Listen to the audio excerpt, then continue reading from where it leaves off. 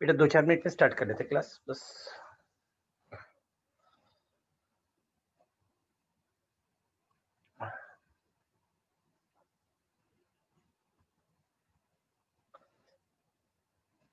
बेटा बस 2-3 मिनट में क्लास स्टार्ट करते हैं, थोड़ा माइक को म्यूट कर रहा हूँ।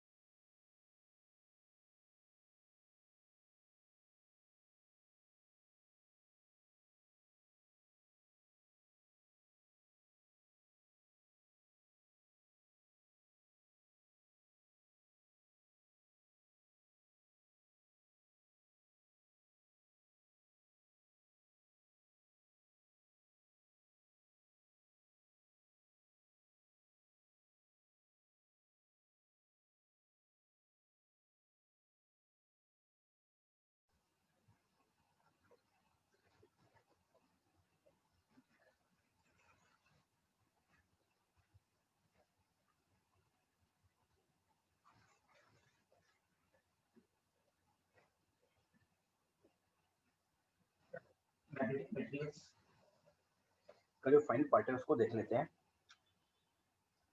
एनसीईआरटी बुक में मैग्नेटिक मटेरियल्स में लास्ट 2 पेज है, वो अच्छे से पढ़ लें।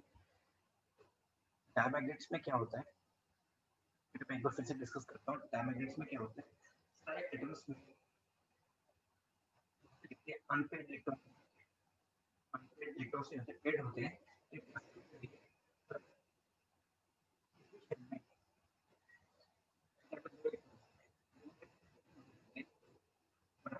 क्लासिकली एक इलेक्ट्रॉन ऐसे घूमता है तो दूसरा कैसे घूमता है, ऐसे एक का डायपोलमेंट होता है, एक कैसे होता है, तो हर पेयर के डायपोलमेंट कैसे कट जाते हैं, तो हर पेयर के डायपोलमेंट कैसे कट जाते हैं, तो हर 2 इलेक्ट्रॉन के उसमें अनपेड इलेक्ट्रॉन्स नहीं होते, अनपेड इलेक्ट्रॉन्स नहीं होते, नंबर ऑफ इलेक्ट्रॉन्स होते हैं।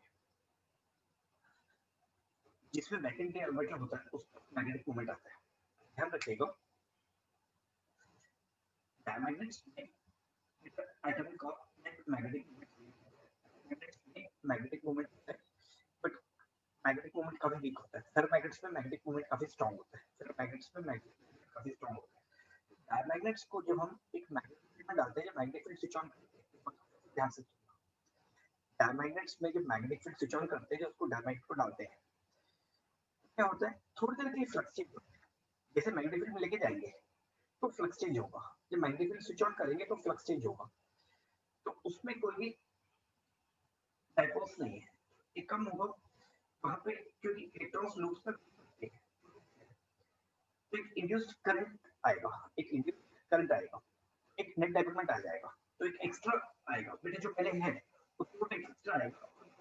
भी इलेक्ट्रॉन्स चाहे ऐसे घूमे चाहे ऐसे घूमे, तो अगर मैग्नेटिक फील्ड बढ़ रही है, अगर मैग्नेटिक फील्ड बढ़ रही है तो एक करंट इंड्यूस होगा, वो करंट कैरिंग लूप इलेक्ट्रॉन्स की होगी, करंट कैरिंग लूप इलेक्ट्रॉन्स की होगी, मैग्नेटिक फील्ड की ऑपोजिट होगी, क्योंकि मैग्नेटिक फील्ड बढ़ रही है, मैग्नेटिक फील्ड बढ़ रही है, उसका डाइपोलमेंट मैग्नेटिक फील्ड के ऑपोजिट होगा, क्योंकि वो मैग्नेटिक फील्ड डिक्रीज करेगा, तो एक इंड्यूस करंट आ जाएगा, तो एक इंड्यूस डाइपोल आ जाएगा।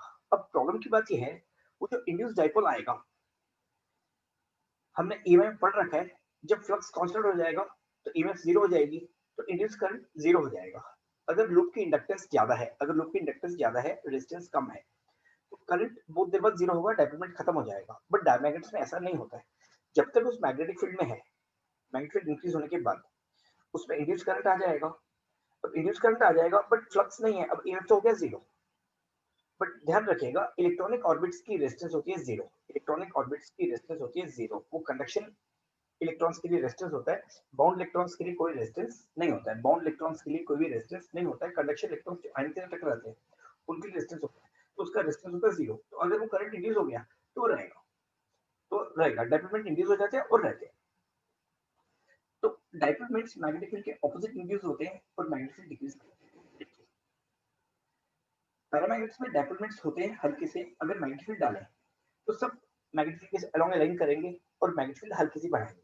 फेरोमैग्नेट्स में क्या होता है, जो भी एटॉमिक डाइपोल्स होते हैं वो स्ट्रांग होते हैं, आसपास को भी अलाइन करते हैं अपने फील्ड में, तो उसमें एक डोमेन्स आते हैं, डोमेन की वॉल्स को ब्लॉच वॉल्स बोलते हैं, डोमेन्स आती हैं, कुछ डाइपोल्स एक डायरेक्शन में हो जाएंगे, फिर कुछ डाइपोल्स एक डायरेक्शन में हो जाएंगे, तो जैसे उनको मैग्नेटिक फील्ड में डालते हैं, जैसे उनको मैग्नेटिक फील्ड में डालते हैं, ये डाइपोल्स यानी कि पूरी डोमेन्स, अब एक डाइपोल को पूरी डोमेन्स मैग्नेटिक फील्ड के अलोंग अलाइन करने की कोशिश करती है। तो हम पढ़ते हैं बिट ऑफ मैग्नेटाइजेशन, ये हम एक बार डिस्कस कर लेते हैं, डिस्कस कर लेते हैं इंटेंसिटी ऑफ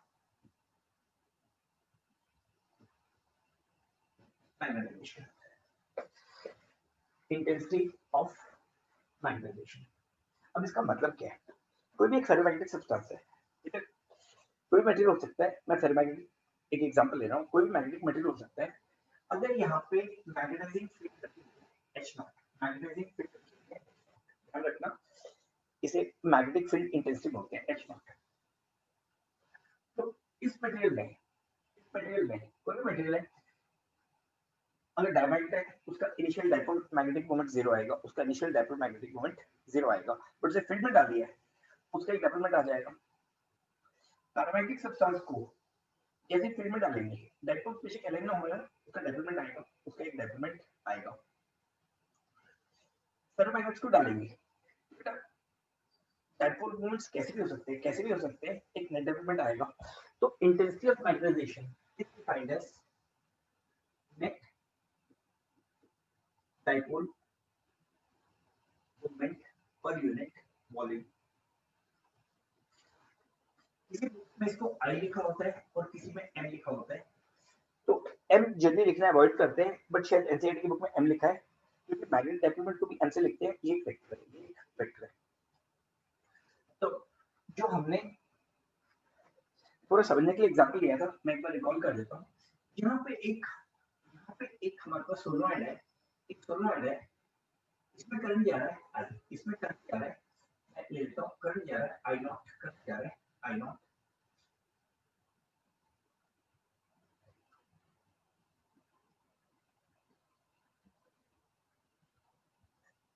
करंट जा रहा है आई नॉट। इसकी वजह से मैग्नेटिक फील्ड इंटेंसिटी आएगी एच नॉट। यहाँ पे वैक्यूम है, वैक्यूम है, यहाँ पे वैक्यूम है। तो ये फील्ड मैग्नेटिक फील्ड बिना किसी मेटल की, अब इसमें एक मैग्नेटिक सब्सटेंस डाल देते हैं, इसमें एक मैग्नेटिक सब्सटेंस डाल देते हैं, उसमें मैग्नेटिक सब्सटेंस डाल देते हैं। अब ये डायमैग्नेटिक है तो मैग्नेटिक फील्ड कम हो जाएगी। अगर पैरामैग्नेटिक है तो मैग्नेटिक फील्ड हल्की सी बढ़ेगी, हल्की सी बढ़ेगी। डायपोल्स कैसे रिलेटेड हो सकते हैं? डायमैग्नेटिक में तो मैग्नेटिक फील्ड ऑपोजिट आएगा, कोई तरीका नहीं है। पैरामैग्नेटिक में डायपोल्स हैं, उनको अलाइन करना है, मैग्नेटिक फील्ड जितनी बढ़ाएंगे अलाइनमेंट परफेक्ट होगी, बट पैरामैग्नेटिक में बहुत जल्दी अलाइन हो जाते हैं। पैरामैग्नेटिक में मैग्नेटिक फील्ड जितनी बढ़ा करेंगे, मैग्नेटिक फील्ड इंटेंसिटी बढ़ा करेंगे, अलाइन होती रहेगी। एक बार अलाइन होगी, उसके बाद मैग्नेटिक फील्ड इंटेंसिटी को कितना बढ़ाएं तो अलाइनमेंट परफेक्ट रहेगी, अलाइनमेंट परफेक्ट रहेगी। तो हम मैग्नेटिक सब्सटेंस डालेंगे, तो यहाँ पे नेट मैग्नेटिक फील्ड इंटेंसिटी आएगी H not plus magnetic field due to dipole moments plus magnetic field due to dipole moments, तो वो होगी इंटेंसिटी ऑफ मैग्नेटाइजेशन। जो भी नेट मैग्नेटिक फील्ड होगी, वैक्यूम में मैग्नेटिक फील्ड प्लस डायपोलमेंट्स की वजह से मैग्नेटिक फील्ड। ध्यान रखिएगा, पूरे स्पेस में अगर मैग्नेटिक डायपोलमेंट्स है, उसकी वजह से मैग्नेटिक फील्ड इंटेंसिटी आती है, तो ये डायपोलमेंट्स पर यूनिट वॉल्यूम, क्योंकि हमने ये फॉर्मूला वैसे ही बनवा है। ये मैग्नेटाइजेशन किस पे डिपेंड करेगी?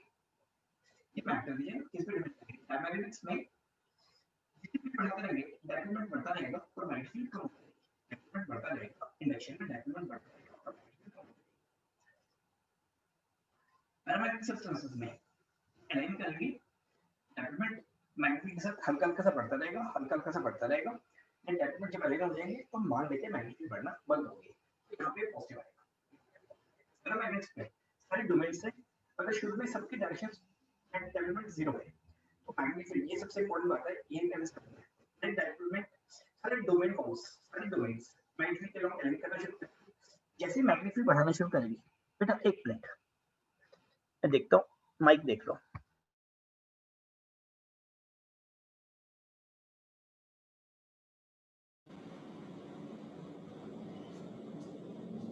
बेटा वॉइस ठीक आ रही है? बेटा वॉइस ठीक आ रही है? एक मिनट,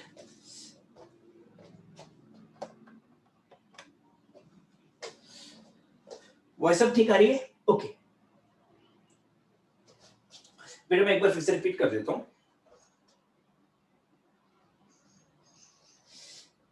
बेटा आयुष अब कितने दिनों बाद आए हो?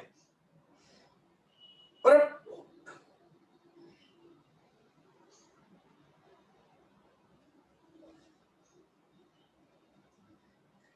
आयुष मेरे से फोन करके बात कर लेना, पिछली बार भी आप कुछ बोल रहे थे, तो क्लास में जब बोल रहा होता हूँ तो अचानक से आके बेटा मैं सबको पर्सनली फोन करके नहीं बता सकता, तो वैसे बाद में फोन करके पूछ लेना।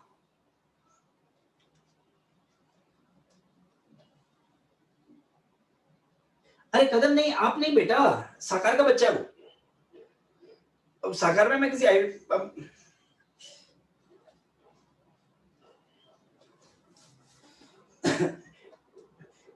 कदम नहीं बेटा, एक आयुष भी है मुझे कल डाउट हुआ था।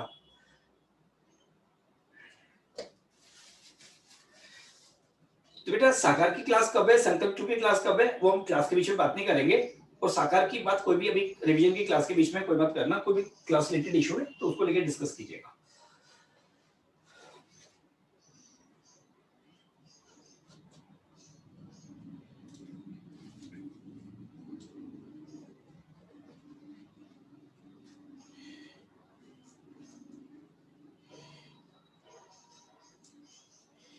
बेटा एक प्लीज रिक्वेस्ट है, मैं सबके घर जा जाके मैसेज नहीं दे सकता, जो क्लास में होते हैं मैं मैसेज दे देता हूँ, तो ये आपकी रिस्पॉन्सिबिलिटी, क्लास अटेंड करे सुने, नहीं तो बेटा देखो वो मेरी रिस्पॉन्सिबिलिटी नहीं, सिंपल सी बात है। अगर कोई अपनी रिस्पॉन्सिबिलिटी लेने को तैयार नहीं तो दूसरा क्यों लेगा, it's as simple as that. तो बेटा स्पेस में मैग्नेटिक फील्ड है, स्पेस में मैग्नेटिक फील्ड है, वहां पर हमने एक फेरोमैग्नेटिक सब्सटेंस डाल दिया, तो उसकी वजह से भी डायपोलमेंट्स आएंगे, उसकी भी मैग्नेटिक फील्ड होगी, तो नेट मैग्नेटिक फील्ड कितनी आएगी, जितनी स्पेस में मैग्नेटिक फील्ड है प्लस मैग्नेटिक मटेरियल से मैग्नेटिक फील्ड। तो ये जो इंटेंसिटी ऑफ मैग्नेटाइजेशन है, ये इंटेंसिटी ऑफ मैग्नेटाइजेशन है, ये directly proportional to H naught आता है। क्यों? ये directly proportional to H naught आता है। क्यों?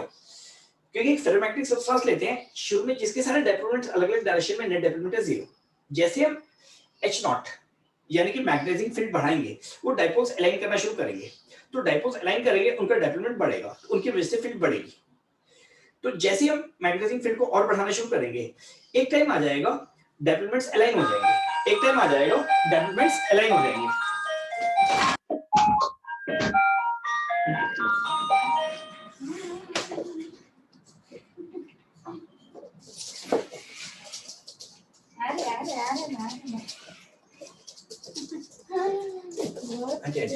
क्लास चल रहा है।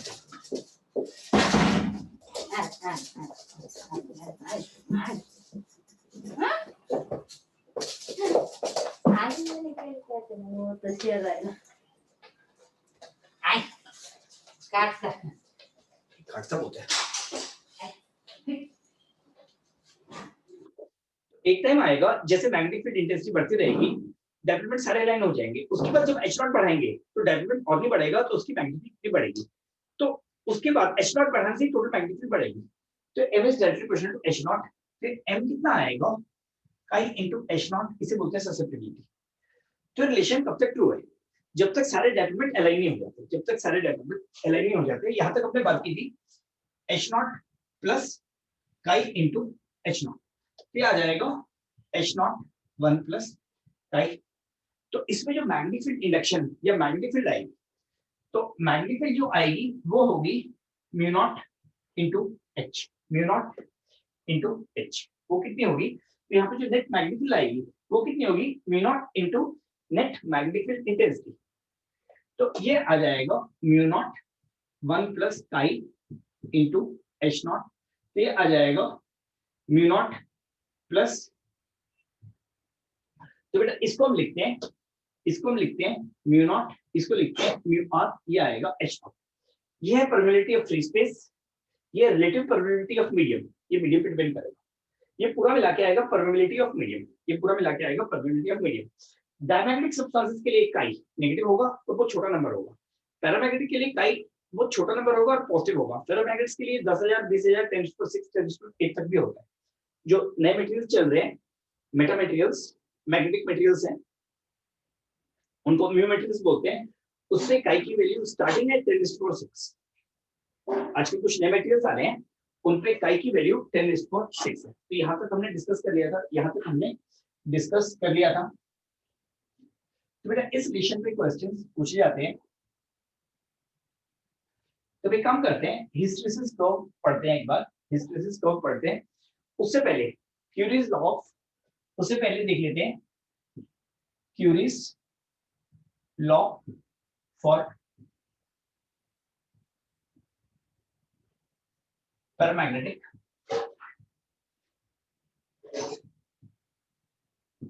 सब्सटेंसेस। तो ये भी मैग्नेटाइजेशन के ऊपर है, ये भी मैग्नेटाइजेशन के ऊपर है। तो यहाँ पे लिखा रहता है for paramagnetic materials, for paramagnetic materials, intensity of magnetization, intensity of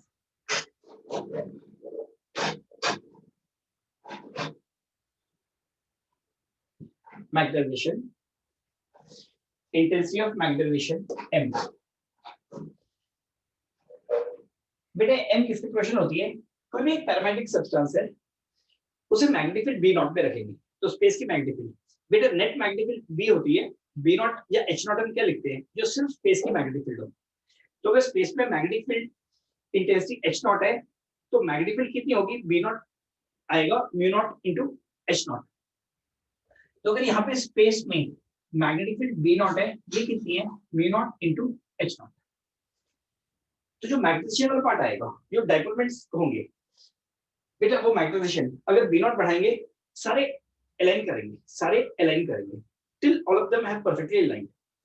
तो यहाँ पे हम क्या लिखेंगे, this will be directly proportional to B naught, this will be directly proportional to B naught. ये कब तक है, जब तक अलाइनमेंट परफेक्ट नहीं, जब तक अलाइनमेंट परफेक्ट नहीं हुई है, सारे डाइपोल्स अलाइन नहीं किए, तो बी नॉट जितना बढ़ाएंगे सारे डाइपोल का डायपोल बढ़ता जाएगा, तो मैग्नेटाइजेशन बढ़ती जाएगी।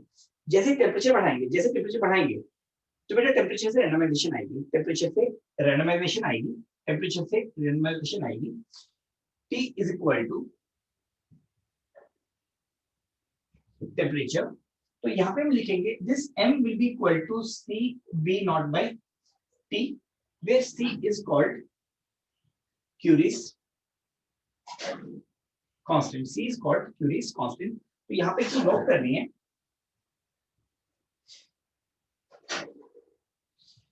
intensity of magnetization keeps on increasing with B naught till all dipoles are aligned or saturation is not reached, और saturation is not reached।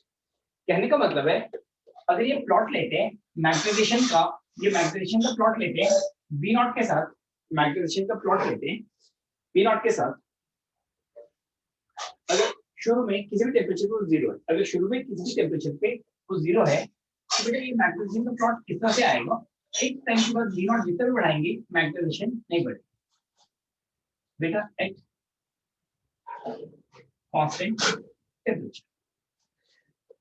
तो अगर शुरू में डायपोलमेंट जीरो है, रैंडमाइज्ड है, तो जैसे मैग्नेटिक लगाएंगे डायपोलमेंट बढ़ना शुरू होगा, एक मैग्नेटिक के बाद डायपोलमेंट नहीं बढ़ेगा। ये रिलेशनशिप जो होती है वो छोटे रीजन में काम करती है, ये रिलेशनशिप को छोटे रीजन में काम करती है। तो बेटा ये क्यूरीज टेम्परेचर है, ये क्यूरीज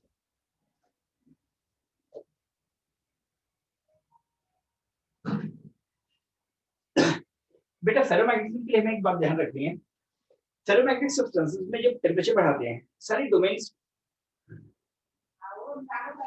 बेटा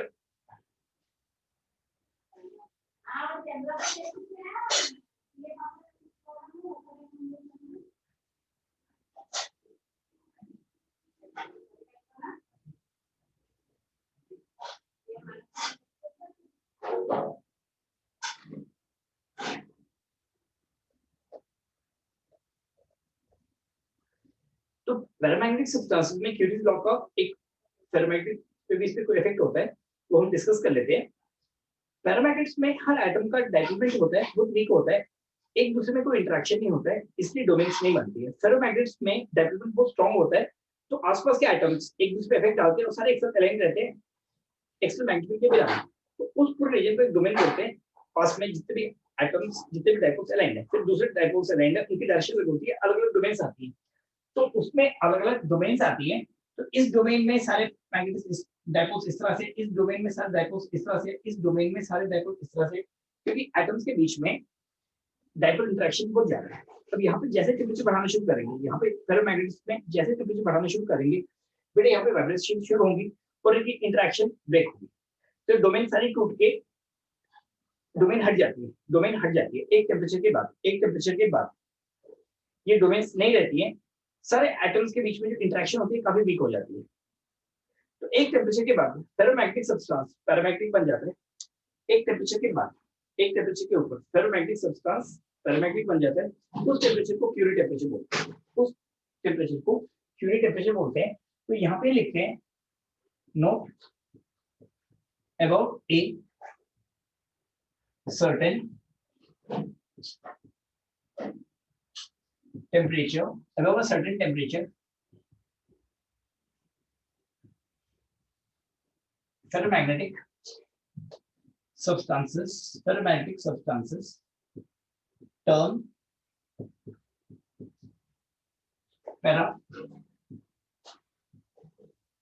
paramagnetic. This temperature is called Curie's temperature or critical temperature. Curie's temperature और critical temperature. तो ऐसे जेनिक क्रिटिकल टेम्परेचर बोलते हैं, तो एक दो जगह में देखा क्यूरियस टेम्परेचर भी बोल देते हैं.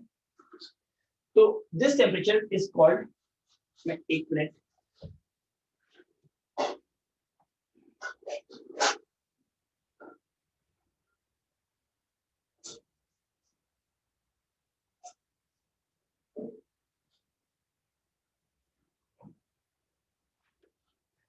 is called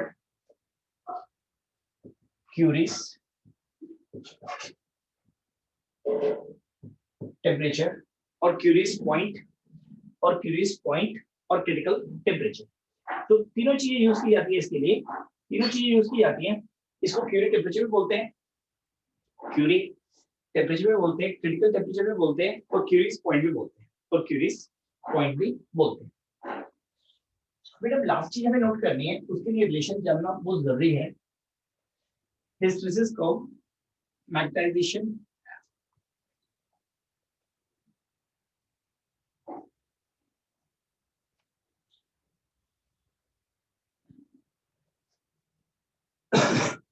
बेटा यहाँ पे देखते हैं हिस्टेरेसिस,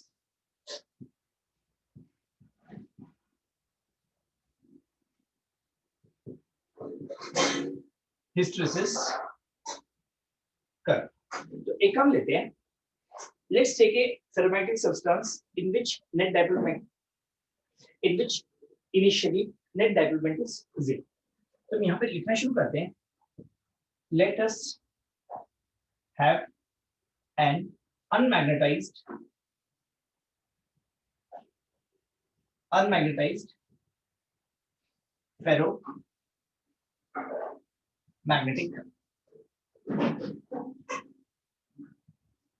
मेटेरियल. इसका मतलब क्या है, इसकी नेट डाइपोल मोमेंट 0 है. हर डोमेन का डेवलपमेंट आएगा, हर डोमेन के डेवलपमेंट को ऐड करेंगे क्योंकि रैंडमाइज्ड है. तो यहाँ पे ये डोमेन है, इसके डाइपोल्स ऐसे हैं, ये डोमेन है, इसके डाइपोल्स ऐसे हैं, ये डोमेन है, इसके डाइपोल्स ऐसे हैं, तो ये डोमेन है, इसके डाइपोल्स ऐसे हैं. तो हर डोमेन के डेवलपमेंट होंगे, बट क्योंकि सब रैंडमाइज्ड है तो नेट डेवलपमेंट 0 है. क्योंकि रैंडमाइज्ड है तो नेट डेवलपमेंट 0 है. तो this implies net magnetic dipole moment is 0. Net dipole moment is 0. अब एक काम करते हैं, let a magnetic field of intensity B switched on and increased from 0 to a very high value H naught as shown. तो बेटा यहाँ पे हमने मैग्नेटिक फील्ड डाल दिए H naught, यहाँ पे एक मैग्नेटिक फील्ड डाल दिए H naught, यहाँ पे एक फेरोमैग्नेटिक सब्सटेंस है, ये एक फेरोमैग्नेटिक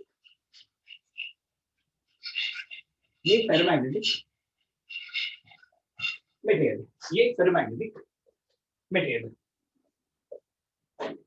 ये एक फेरोमैग्नेटिक मटेरियल. तो एक काम करते हैं,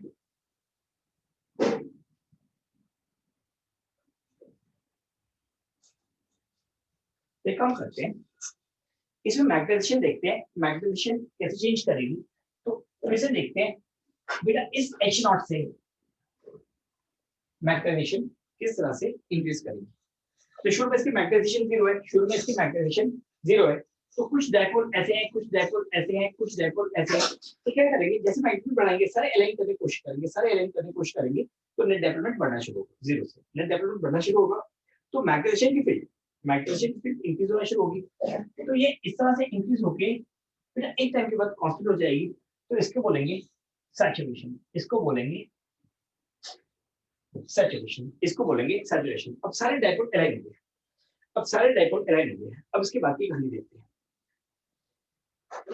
अब सारे डायपोल अलाइन हो चुके हैं, क्योंकि इनको बेटा अलाइन करने के लिए बहुत वर्क करना पड़ता है, इनको अलाइन करने के लिए बहुत वर्क करना पड़ता है। सॉलिड है, डायपोल्स रोटेट होंगे, डायपोल्स रोटेट होंगे, जैसे मैग्नेटिक बढ़ाते रहेंगे पूरी डोमेन्स रोटेट होंगे। तो जैसे फील्ड बढ़ाते रहेंगे सारे डोमेन्स रोटेट होके एक बार अलाइन हो जाएंगे, एक बार ये सारी अलाइन हो जाएंगी। तो बेटा जब अलाइन होगी उसके बाद जितनी फील्ड बढ़ाएंगे मैग्नेटाइजेशन नहीं बढ़ने वाली, मैग्नेटाइजेशन जो हल्की सी बढ़ती है डायपोलमेंट इंक्रीज करते हैं, नेट डायपोल्स तो सेम रहते हैं, डायपोलमेंट हल्का सा इंक्रीज करता है तो उसको कांस्टेंट मान लेते हैं।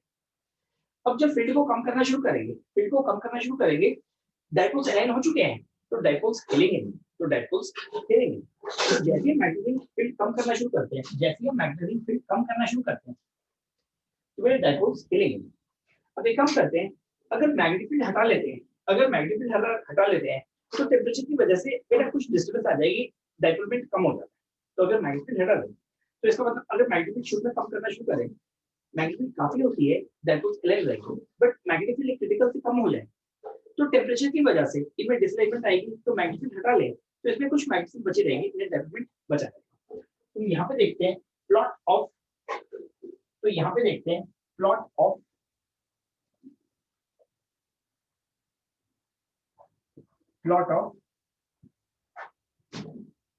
Magnetic induction, magnetic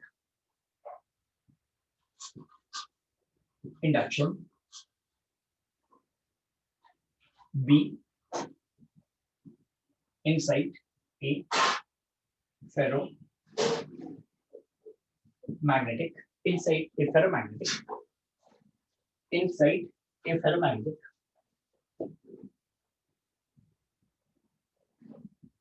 substance when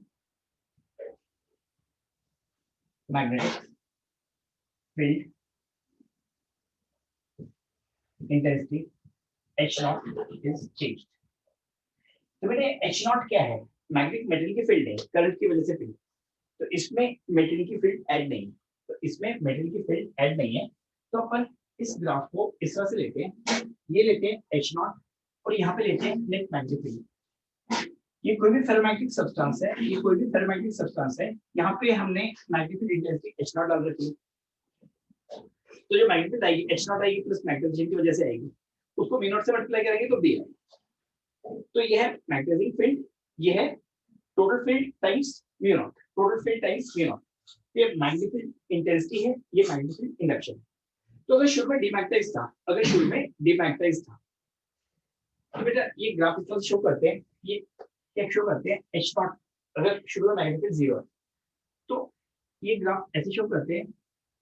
बेटा इसमें थोड़ी सी गलती रहती है तो इसमें मैं ज्यादा डिस्टर्बेंस में नहीं आऊंगा। शुरू में मान लेते हैं जैसे हम इंटेंसिटी बढ़ाना शुरू करेंगे डायपोलमेंट इंक्रीज होना शुरू करेंगे। शुरू में डायपोलमेंट 0 मान लिए, शुरू में डायपोलमेंट 0 मान लिए, इसमें कुछ गलती है तो उसमें मैं पॉइंट आउट नहीं करूंगा, सब उसमें दिए हुए। तो नेट डायपोलमेंट 0 है, शुरू में नेट डायपोलमेंट 0 है, जैसे फील्ड को बढ़ाना शुरू करेंगे, डायपोलमेंट इंक्रीज करना शुरू करेंगे, फिर एक रीजन के बाद बेटा सैचुरेशन पे चला जाएगा, सैचुरेशन पे चला जाएगा। तो जब यहाँ पे आ गई फिर कुछ राशि इंक्रीज करनी शुरू की है। अब मैं काम करता हूँ, ये मैं डॉटेड कर देता हूँ क्योंकि इसमें गड़बड़ है, और फील्ड को डिक्रीज करना शुरू करता हूँ, फील्ड को डिक्रीज करना शुरू करता हूँ सेम डायरेक्शन, फील्ड को डिक्रीज करना शुरू करता हूँ सेम डायरेक्शन। पहले इंक्रीज किया तो एक बार फील्ड को हटा लेता हूँ तो नेट डायपोलमेंट 0 नहीं होगा, नेट डायपोलमेंट 0 नहीं होगा, ध्यान से सुनिएगा क्योंकि उनमें कुछ अलाइनमेंट हो चुकी है तो नेट डायपोलमेंट 0 नहीं रहेगा। तो अब जो फील्ड रहेगी, अब जो फील्ड रहेगी बेटा एकदम 0 नहीं होगी, H naught हटा दी फील्ड एकदम 0 नहीं होगी, ये फील्ड आ जाएगी इतनी, ये फील्ड आ जाएगी इतनी, ये फील्ड आ जाएगी इतने। तो बेटा अब एक काम करते हैं, फील्ड को उल्टा करते हैं, फील्ड को उल्टा करते हैं तो डायपोलमेंट्स इस डायरेक्शन में अलाइन है, तो डायपोलमेंट्स इस डायरेक्शन में अलाइन है। जैसे फील्ड को 0 किया, इनमें रैंडमाइजेशन आएगी, इनमें रैंडमाइजेशन आई, इनमें रैंडमाइजेशन आएगी। तो जैसे ही फील्ड को उल्टी डायरेक्शन में करेंगे, अब सारे इस डायरेक्शन में लाइन होने की कोशिश करेंगे, तो फील्ड को फिर से बढ़ाना पड़ेगा, फील्ड को फिर से बढ़ाना पड़ेगा, फील्ड को फिर से बढ़ाना पड़ेगा। तो यहाँ पे जो फील्ड आएगी बेटा, फील्ड इस डायरेक्शन में की, इनके नीचे फील्ड ऐसे है, तो फील्ड डिक्रीज करना शुरू करेगी, फील्ड डिक्रीज करना शुरू करेगी। तो इसका मतलब यहाँ पे अगर फील्ड ऐसे थी, इस फील्ड प्लस डायपोल्स की भी फील्ड थी, अगर फील्ड को ऐसे कर दिया, शुरू में डायपोल्स की फील्ड ऐसे है, इसकी फील्ड ऐसे है, तो इस साइड की फील्ड को पॉजिटिव ले रहा हूँ, इस साइड की फील्ड को, तो इस साइड की फील्ड ज्यादा है, यहाँ पे मैग्नीट्यूड 0 से ऐसे बढ़ानी शुरू की है, इसकी फील्ड कम है। तो एक टाइम आएगा, इसकी फील्ड इतनी बढ़ा देंगे, उसकी फील्ड कम होना शुरू होगी, नेट फील्ड आ जाएगी 0, एक ग्राफ आएगा इस तरह से। तो इसका मतलब एक रिवर्स फील्ड देनी पड़ेगी यहाँ पे मैग्नीट्यूड 0 करने के लिए। क्यों? ये डायपोल्स ऐसे लाइन है, जैसे स्पीड बढ़ा रहा हूँ, इन डायपोल्स की मैग्नीट्यूड कम हो रही है और एक्सटर्नल मैग्नीट्यूड बढ़ रही है, तो एक टाइम आएगा फील्ड 0 हो जाएगी, एक टाइम आएगा फील्ड 0 हो जाएगी। तो बेटा ये कर्व इस तरह से आएगा, ये कर्व इस तरह से आएगा। अब फिर रिवर्स डायरेक्शन में फील्ड को बढ़ाना शुरू करेंगे, तो डायपोलमेंट्स, तो डायपोल्स पीछे की तरफ, तो बेटा अब फील्ड 0 होगी, तो जैसे फील्ड को बढ़ाना शुरू करेंगे, ये फील्ड ज्यादा है, तो यहाँ पे डायपोल्स हो सकता है कुछ इस डायरेक्शन में, कुछ रैंडमाइजेशन होगी हो, तो नेट डायपोलमेंट इसके बाद इस डायरेक्शन में आना शुरू हो जाएगी, तो नेट डायपोलमेंट इसके बाद इस डायरेक्शन में आना शुरू हो जाएगी। तो ये रोटेट कर रहे हैं, इस फील्ड को जैसे बढ़ाएंगे डायपोल्स ऐसे रोटेट करेंगे, तो जैसे ही नेट फील्ड बढ़ जाएगी, एक टाइम आएगा सारे डायपोल्स इस डायरेक्शन में अलाइन हो जाएंगे, सारे डायपोल्स इस डायरेक्शन में अलाइन हो जाएंगे, तो यहाँ पे भी सैचुरेशन आएगी। फिर से फील्ड को कम करना शुरू करेंगे, एक बार फील्ड 0 कर देंगे, तो इस डायरेक्शन में नेट मैग्नीट्यूड रहेगी, इस डायरेक्शन में नेट मैग्नीट्यूड रहेगी, एक ग्राफ आएगा इस तरह से। बेटे यहाँ का ग्राफ मैं हटा देता हूँ, आगे का ग्राफ हटा देता हूँ, क्योंकि उसके आगे सैचुरेशन दी है। तो अब यहाँ की फील्ड हम जैसे कम करना शुरू करेंगे, एक बार 0 कर दी, तो डेवलपमेंट इस डायरेक्शन में रहेगी, तो इस साइड में मैग्नीट्यूड है, इस साइड में h नॉट अगर बढ़ाना शुरू करूँ, ये डेवलपमेंट इस डायरेक्शन में डिक्रीज करना शुरू करेगा, इस डायरेक्शन में h नॉट बढ़ना शुरू होगा, तो नेट फील्ड तो इसी डायरेक्शन में रहेगी, यानी कि नेगेटिव, और धीरे धीरे कम होना शुरू होगी, और धीरे धीरे कम होना शुरू होगी। एक वैल्यू ऑफ h नॉट जो इस डायरेक्शन से, नेट मैग्नीट्यूड 0 हो जाएगी, तो जैसे इसको घुमाना शुरू इंक्रीज करना शुरू करेंगे, इसकी फील्ड इंक्रीज होगी और डेवलपमेंट ऐसे टर्न करेंगे, तो जैसे h नॉट को एक बार फिर से इंक्रीज करेंगे, बेटा सैचुरेशन आ जाएगा। This is called hysteresis curve. तो बेटा यहाँ पे दो पॉइंट्स हैं, ए और बी, एक रिटेंटिविटी है, एक कोएर्सिविटी है, एक रिटेंटिविटी है और एक कोएर्सिविटी है। तो अपनी एनसीईआरटी की बुक को ध्यान से पढ़ना, अपनी एनसीईआरटी की बुक को ध्यान से पढ़ना। जब भी हम मैग्नेटिक फील्ड h नॉट 0 करते हैं, तो इसमें जितनी मैग्नेटिक फील्ड होती है, इसमें जितनी मैग्नेटिक फील्ड होती है, मैग्नेटाइजेशन होती है, जितनी मैग्नेटाइजेशन होती है, उसको बोलते हैं रिटेंटिविटी। बेटा this the measure of retentivity, this the measure of retentivity. Magnetic field हटा दी है, तो यहाँ पे देखना बेटा, खास बात देखना, ये मैग्नेटिक फील्ड हटा दी है, ये मैग्नेटिक फील्ड सिर्फ किसकी वजह से है? मैग्नेटाइजेशन की वजह से। तो मैं बोल रहा हूँ, अब मेरी बात को ध्यान से सुनना, मैं क्या बोल रहा हूँ। तो बेटा इसमें कई लोग गलती निकालते हैं, डायग्राम में कुछ गलती थी, उसको मैं ज्यादा डिस्कस नहीं कर रहा, हमारे वैलिडिटी में कोई गलती नहीं आती है। तो यहाँ पे जब h नॉट हटा दिया, तो मैग्नेटिक सिर्फ किसकी वजह से? डायपोलमेंट की वजह से। तो डायपोलमेंट की वजह से मैग्नेटिक जो होती है, वो इंटेंसिटी ऑफ मैग्नेटाइजेशन होती है, वो इंटेंसिटी ऑफ मैग्नेटाइजेशन होती है into mu naught, into mu naught magnetic induction हो जाएगा। तो ये मैग्नेटिक इंडक्शन सिर्फ मैग्नेटाइजेशन की वजह से, सिर्फ मैग्नेटाइजेशन की वजह से जब मैग्नेटिक को हटा लिया गया, तो this is measure of retentivity. तो ये विड्थ आती है रिटेंटिविटी। अब एक बार देखते हैं, फील्ड इस डायरेक्शन में थी, सारे डायपोलमेंट इस डायरेक्शन में आ गए, तो पूरी मैग्नेटिक फील्ड 0 करने के लिए फील्ड किस डायरेक्शन में देनी पड़ेगी? पूरी फील्ड किस डायरेक्शन में देनी पड़ेगी? तो बेटा इतनी हमें एक्सटर्नल फील्ड देनी पड़ेगी ताकि अंदर मैग्नेटिक फील्ड 0 कर पाए, ताकि अंदर मैग्नेटिक फील्ड 0 कर पाए। इसे बोलते हैं कोएर्सिविटी, इसे बोलते हैं कोएर्सिविटी। कितनी मैग्नेटिक फील्ड दें, कितनी मैग्नेटिक फील्ड दें, हम इसको यहाँ पे कितनी मैग्नेटिक फील्ड दें ताकि नेट मैग्नेटाइजेशन 0 हो जाए, ताकि नेट मैग्नेटिक फील्ड उसके अंदर 0 हो जाए। तो इस मैग्नेट के अंदर मैग्नेटिक फील्ड 0 करने के लिए अगर डायपोल्स ऐसे है, तो उल्टी डायरेक्शन में एक मैग्नेटिक फील्ड देनी पड़ेगी, तो इसे बोलते हैं कोर्स करना, उसका डेवलपमेंट नेट मैग्नेटिक फील्ड 0 करने के लिए। तो बेटा this is the measure of coercivity, this is the measure of coercivity. तो इसको आप अच्छी तरह से पढ़ेगा। ये ग्राफ यहाँ से शुरू होता है बट रिटर्न इसे नहीं करता।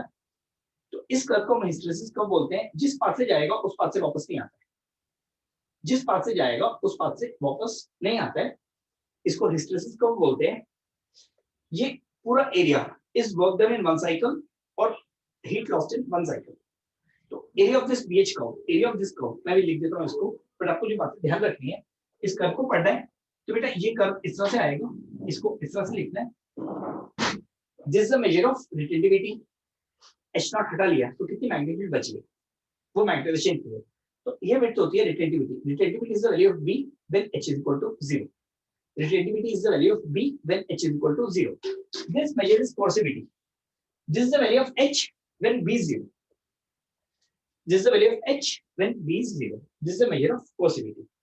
अब दो तरह के मैग्नेट्स होते हैं, परमानेंट मैग्नेट्स और इलेक्ट्रोमैग्नेट्स। इस पे क्वेश्चन आता है, ध्यान रखना, परमानेंट मैग्नेट्स और इलेक्ट्रोमैग्नेट्स। तो जो परमानेंट मैग्नेट्स होते हैं बेटा, हम चाहते हैं उनको एक बार मैग्नेटाइज करते हैं, उनको एक बार मैग्नेटाइज करते हैं, जब फील्ड हटा लें। तो ध्यान रखना, परमानेंट मैग्नेट्स कौन से मेटेरियल के होंगे, उनका शुरू में डेवलपमेंट 0 ले लो, इनको एक मैग्नेटाइजेशन फील्ड में डालते हैं तो सारे डेवलपमेंट्स अलाइन हो जाते हैं। तो अगर अब उसके बाद फील्ड हटा लें, उनमें डेवलपमेंट बचा रहना चाहिए, यानी कि उनकी रिटेंटिविटी ज्यादा होनी चाहिए, यानी कि उनकी रिटेंटिविटी ज्यादा होनी चाहिए, यानी कि उनकी रिटेंटिविटी ज्यादा होनी चाहिए। अब जितनी ज्यादा रिटेंटिविटी होगी उतनी ज्यादा कोर्सिविटी होगी, उनकी मैग्नेटाइजेशन खत्म ना कर पाए। तो यहाँ पे नोट करते हैं, परमानेंट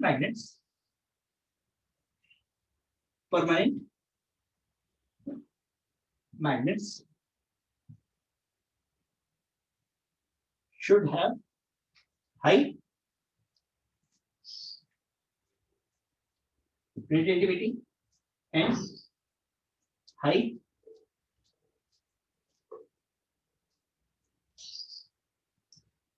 coercivity। तो इनकी रिटेंटिविटी भी ज्यादा होनी चाहिए और कोर्सिविटी भी ज्यादा होनी चाहिए। टेम्परेरी मैग्नेट्स को इलेक्ट्रोमैग्नेट्स भी बोला जाता है। टेम्परेरी मैग्नेट्स को इलेक्ट्रोमैग्नेट्स बोला जाता है। जैसे आयरन का टेम्परेरी मैग्नेट कैसे बनाते हैं, एक आयरन रॉड लेते हैं, इस पे सोलनॉइड लगा देते हैं। बेटा सोलनॉइड के एग्जांपल क्या देते हैं, करंट दिया था, फील्ड आएगी, इसको मैग्नेटाइज कर देगी। तो ये टेम्परेरी मैग्नेट्स होते हैं। जब तक करंट रहे तब तक मैग्नेटाइजेशन चाहिए, करंट के बाद मैग्नेटाइजेशन नहीं चाहिए। तो इनके लिए रिटेंटिविटी कम होनी चाहिए और परमेबिलिटी हाई होनी चाहिए, और परमेबिलिटी हाई होनी चाहिए। तो टेम्परेरी मैग्नेट्स के लिए retentivity should be low. Retentivity low होगी तो कोर्सिविटी भी लो होगी, रिटेंटिविटी लो होगी तो कोर्सिविटी भी लो होगी। रिटेंटिविटी ज्यादा होती है तो कोर्सिविटी भी ज्यादा होती है। तो इनके लिए low coercivity, low retentivity and high permeability. High permeability क्या है बेटा, थोड़ी सी मैग्नेटिक फील्ड देंगे तो इसके अंदर, तो इलेक्ट्रोमैग्नेटिज्म तब तक चाहिए होते हैं जब तक हम इसमें करंट दे रहे हैं, तभी तक मैग्नेटिक चाहिए, फील्ड चाहिए हमें अंदर, ये हटाते ही। तो बेटा ये कोर डालेंगे, तो सोलनॉइड के अंदर कोर डालते हैं, तो इलेक्ट्रोमैग्नेटिक्स पे क्वेश्चंस आता है, इलेक्ट्रोमैग्नेटिक क्वेश्चन आते हैं। तो बेटा एक सोलनॉइड कोर है, उसमें करंट दिया, मैग्नेटिक फील्ड डाली, मुझे मैग्नेटिक फील्ड बढ़ानी है, और मैग्नेटिक फील्ड कब तक रहेगी, जब तक करंट है। मैं उसमें मैग्नेटिक फील्ड तब तक रखनी है जब तक करंट है, उसके बाद नहीं रखनी है। तो मैं सॉफ्ट कोर का मटेरियल डालूंगा जिसकी रिटेंटिविटी बहुत कम है, तो मैग्नेटिक फील्ड हटा दी, वो अपनी नॉर्मल स्टेट में आ गई, तो उसमें कोई मैग्नेटिक फील्ड नहीं रहनी चाहिए। तो जब भी इसमें कोर डालूंगा बेटा, परमेबिलिटी तो ज्यादा होनी चाहिए तभी तो मैग्नेटिक ज्यादा आएगी, परमेबिलिटी ज्यादा होनी चाहिए तभी तो मैग्नेटिक फील्ड ज्यादा आएगी। तो इलेक्ट्रोमैग्नेट्स या टेम्परेरी मैग्नेट्स की परमेबिलिटी हाई होनी चाहिए and they should have low retentivity. तो बेटा ये दो पॉइंट्स है, permanent magnets. Second, electromagnets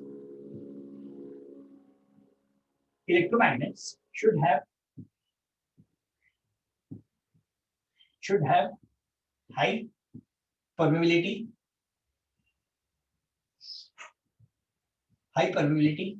and low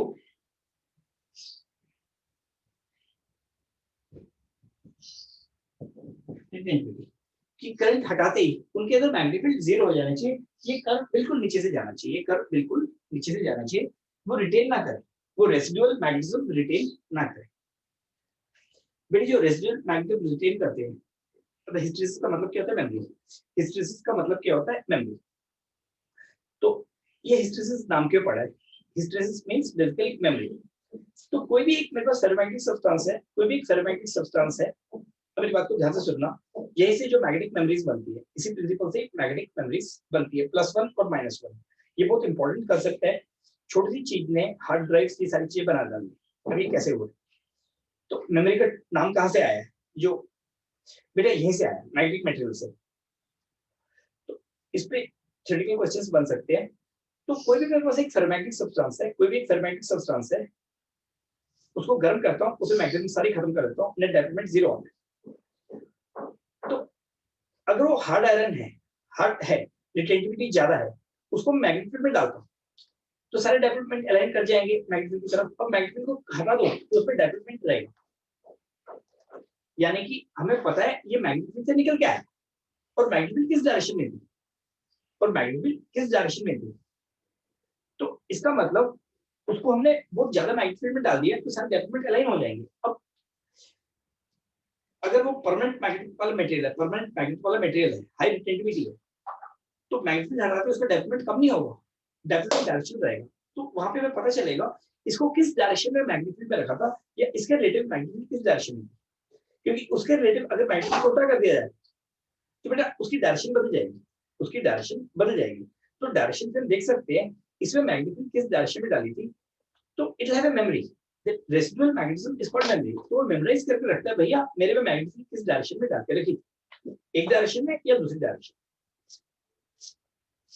तो बेटा मैग्नेटिक फील्ड हटाने के बाद में भी उसको याद रहता है कि मैग्नेटिक फील्ड है, लगाई गई थी मुझको, क्योंकि अगर मैग्नेटिक फील्ड नहीं रहती तो पता नहीं कर पाते कि उसको मैग्नेटिक फील्ड में रखा गया।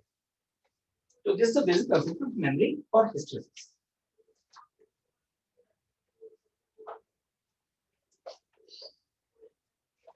बेटा मैं ग्रुप में उस दिन मैंने यहाँ पे अटेंडेंस डाल दी थी, अभी थोड़ी देर ग्रुप में डाल देता हूँ मैं।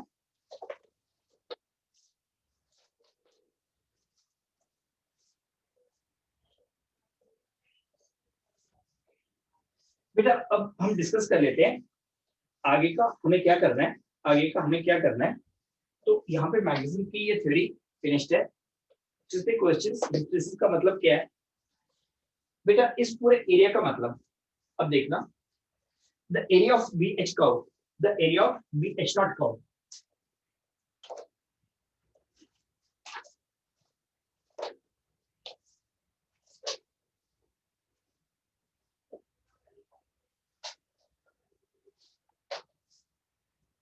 Beta, the area of BH naught curve is, बेटा ध्यान से देखना, b square by 2b naught, b square by 2b naught। तो यहाँ पे याद करने के लिए मैं आपको एग्जांपल भी दे दूं, b square by 2b naught is energy per unit volume, b square by 2b naught। तो कुछ याद करना है, ये मैं जो बोल रहा था वहां पे, तो यहाँ पे चीजें याद करनी है। b square by 2b naught, b square by 2b naught is energy per unit volume, is energy per unit volume। बेटा b by mu naught into b by 2, तो ये कितना हो जाएगा h naught, ये कितना हो जाएगा h naught। तो बेटा this area under curve, this area under curve is measure of energy per unit volume of material, is measure of energy per unit volume of material। तो यहाँ पे h naught है, यहाँ पे b है, यहाँ पे ये b है, this is measure of energy per unit volume। तो ये क्या होगा, एक पूरे साइकिल का ये एरिया होगा, एक पूरे साइकिल में कितनी हीट प्रोड्यूस हुई है पर यूनिट वॉल्यूम ऑफ मटेरियल, पर यूनिट वॉल्यूम ऑफ मटेरियल। तो यहाँ पे जब भी क्वेश्चन आए तो ये एरिया होगा, this area is measure of. तो मैं क्या लिख रहा हूँ बेटा, एरिया इज मेजर ऑफ। तो ध्यान रखना है वो मेजर ऑफ क्या होगा, बुक्स में ऐसे लिख देते हैं the area in the hysteresis curve. तो यहाँ पे लिख देना the area enclosed, the area enclosed in BH naught curve is measure of energy lost per cycle। तो एक पूरे साइकिल में एनर्जी कितनी लूज हुई है, तो ये मेजर है, इक्वल टू लिखना है, क्योंकि मैक्सिमम जगह इस तरह से लिखा होता है। तो ध्यान रखना ये इसकी यूनिट्स क्या आएंगी, b square by 2b naught, तो एनर्जी पर यूनिट वॉल्यूम होता है, तो वो एनर्जी पर यूनिट वॉल्यूम होता है, उस बात पे ध्यान रखिए। How apps not E square is electrostatic energy पर unit volume, b square by 2b naught। तो बेटा BH का एरिया कितना आएगा, b square by 2b naught।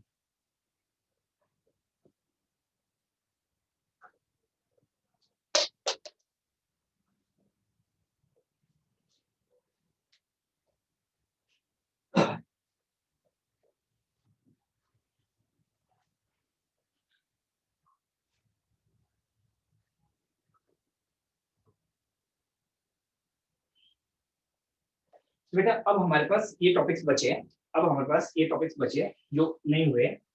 बेटा इंटरफेरेंस, इंटरफेरेंस, बेटा इंटरफेरेंस, ये टॉपिक्स बचे हुए हैं, मैंने इनकी लेक्चर्स बना लिए। मैं तो इसके बारे में डिस्कस करता हूँ क्या करना है। बेटा पोलराइजेशन, पोलराइजेशन, ये पोलराइजेशन, डायफ्रैक्शन और EM वेव्स। एक यूनिट तो ये है बेटा सेमीकंडक्टर फिजिक्स और वो चीजें।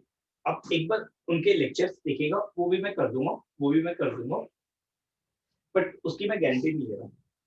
मॉडर्न फिजिक्स और उसकी गारंटी मैं नहीं ले रहा हूँ, मेंस के लिए, एडवांस के लिए ले रहा हूँ। बेटा इस चैप्टर के मैंने लेक्चर्स को रेडी कर लिए हैं, बस थोड़ी सी एडिटिंग बाकी है। तो अभी हमारा जो पहला एग्जामिनेशन है, अभी जो हमारा पहला एग्जामिनेशन है बेटा वो होगा मैग्नेटिक इफेक्ट्स ऑफ करंट पे और मैग्नेटिक मटेरियल पे। तो मेरी बात को ध्यान से सुनते जाना। बेटा जो एग्जामिनेशन पहला होना है 17 को या 18 को या 19 को, मुझे याद नहीं है, मेरे ख्याल 19 को। टेस्ट कब है बेटा? टेस्ट कब है? 19 को है ना? हाँ, तो बेटा टेस्ट 19 को है। उसका सिलेबस है मैग्नेटिक इफेक्ट ऑफ करंट और मैग्नेटिक मटेरियल्स। उसके बाद का टेस्ट है EMI और AC। उसके बाद का टेस्ट है EMI और AC। तो AC का एक लेक्चर बचा हुआ है, AC का एक लेक्चर बचा हुआ है। तो बेटा मैं कल परसों तक ये सारे अपलोड कर दूंगा। AC का एक लेक्चर, बेटा 3 लेक्चर मैंने उसमें क्लोज किए हुए हैं, वो दोबारा से स्विच ऑन कर दूंगा, वो दोबारा से स्विच ऑन कर दूंगा, ये ऑफिस में वो दे दूंगा, क्योंकि मुझे अपने उस पर मना किया हुआ है। बेटा वो ठीक भी नहीं है, वो सही बोल रहे हैं। तो बेटा इंटरफेरेंस, पोलराइजेशन, डायफ्रैक्शन और EMI वेव्स। तो बेटा ये एडवांस में भी है, ये एडवांस में भी है। तो अपने काम करते हैं बेटा, इसको हमें कैसे करना है, अभी करें या बाद में करें, मुझे बस राय चाहिए, क्योंकि अभी टेस्ट चल रहे हैं ना बीच में, उस टेस्ट में क्या करें इसका, क्योंकि ये काफी टाइम बाद आएगा। तो आप लोग बताइए इसको कैसे करूं मैं, क्योंकि अभी ये टॉपिक्स तो आने वाले नहीं है। और एडवांस में हमारे 2 टॉपिक्स बचे हुए हैं, इंटरफेरेंस और मॉडर्न फिजिक्स, जो कि मुझे लेने हैं। और बेटा साकार के लिए, हाँ साकार के जो बच्चे हैं इसमें वो ध्यान दीजिएगा, ये जो वेव्स के सागर की क्लास नहीं होगी, वो शाम को मैं कल डिस्कस करके कैसे करना है करूंगा। वेव्स के लेक्चर्स मैंने रेडी कर लिए, तो बेटा कल परसों से मैं उसको डालना शुरू करूंगा। वो ऑफिस में दे रहे हैं वेव्स के लेक्चर, या अपनी साइट पे डाल दूंगा। मेरा काम सिर्फ वेव्स के टॉपिक खत्म करने का है, बाकी लेक्चर्स आपको मैंने शुरू से बोल के रखा था, आप लोग भूल गए हो कि वक्त आने पे वो करने पड़ेंगे। बेटा आप शायद पुरानी बातें भूल चुके हैं और मैं काफी बार बोल चुका हूँ। बाकी लेक्चर्स आपको वहां पे देखने हैं, अगर टाइम होगा तो मैं लूंगा, क्योंकि ऑफिशियली वो लेक्चर्स आपको शुरू से ही दे दिए गए हैं। मुझे आने में थोड़ा लेट हुआ था। तो बेटा ये साकार की जो मेरी रिस्पॉन्सिबिलिटी है वो साउंड वेव्स और स्ट्रिंग वेव्स की है, साउंड वेव और स्ट्रिंग वेव की है, क्योंकि मैं शुरू से बोल रहा था कि हम धीरे चल रहे हैं। बेटा धीरे भी चलेंगे और पूरा खत्म भी करेंगे, तो कहीं ना कहीं तो करना पड़ेगा। पर बेटा आप लोग क्लास में आया करो, एकदम से बाद में पूछ लेते हो क्लास कब होगी। तो बेटा अगर मत पूछा करो, कुछ चीजें नहीं पूछनी होती। तो बेटा इसका क्या करें, कल से स्टार्ट करें, आज से स्टार्ट करें वेदांत? तो बेटा स्टार्ट कर दो फिर अभी से। मुझे बस 5 मिनट का दे दो थोड़ा गैप, 5 मिनट का गैप दे दो, मैं थोड़ा माइंड चेंज कर लूँ ना, नया टॉपिक स्टार्ट करना है। गिव मी, मैं अभी से स्टार्ट करता हूँ, मुझे बस 5 मिनट, 5 मिनट का गैप दे दो बेटा। मैं इंटरव्यू से स्टार्ट करता हूँ, गिव मी 5 मिनट्स गैप, मैं इंटरव्यू से स्टार्ट करता हूँ।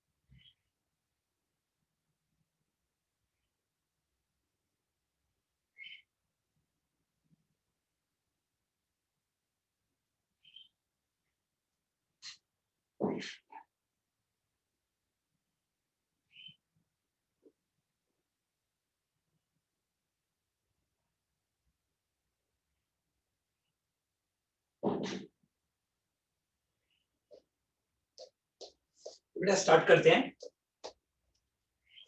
इंटरफेरेंस से। बेटा सारे चैप्टर्स बेसिकली ग्रेड्स के हैं, सारे चैप्टर्स बेसिकली ग्रेड्स के हैं, तो हमें किस किस चैप्टर में किस चीज की जरूरत पड़ेगी वो हम डिस्कस करते हैं। किस किस चैप्टर में किस चीज की जरूरत पड़ेगी वो हम डिस्कस करते हैं।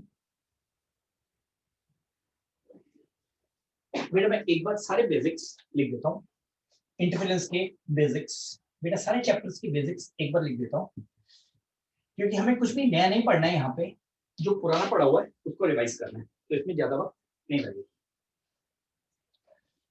बेटा whenever a wave of single frequency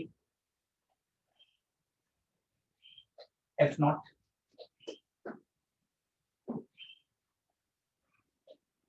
propagates as sure। बेटा ये कोई भी एक वेव प्रोपगेट कर रही है इस डायरेक्शन में, ये पॉइंट ए है और ये पॉइंट बी है। यहाँ पे वेव का फेज ज्यादा होता है, यहाँ पे वेव का फेज कम होता है, यहाँ पे वेव का फेज ज्यादा होता है, यहाँ पे वेव का फेज कम होता है। तो phase difference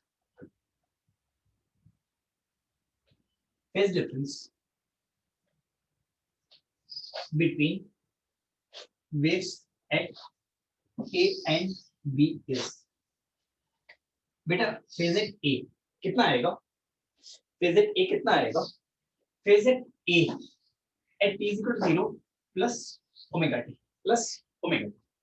phase at B at any time will be equal to phase at B at t is equal to 0 plus omega t, क्योंकि फ्रीक्वेंसी सेम है, एक वेव जा रही है, हर पॉइंट पे फ्रीक्वेंसी सेम होगी, यहाँ का फेज ज्यादा होगा, यहाँ का फेज कम होगा।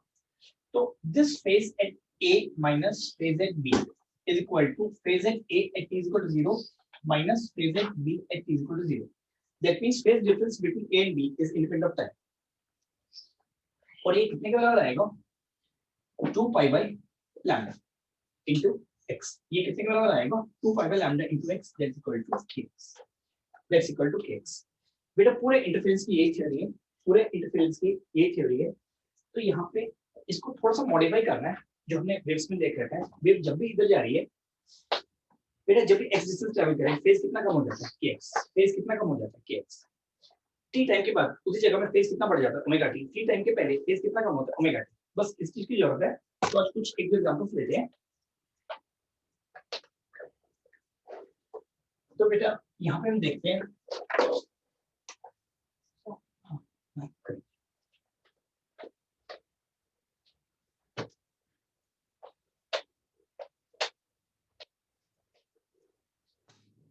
नहीं कोई कुछ नहीं है, कुछ मैं देख लीजिए।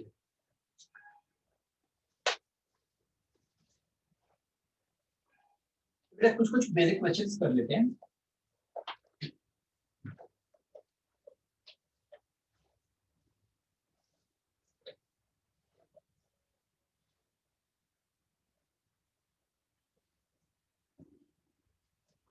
तो बेटा यहाँ पे नोट करते हैं, speed of light in vacuum and medium. Speed of light in medium is equal to speed of light in vacuum by refractive index of medium।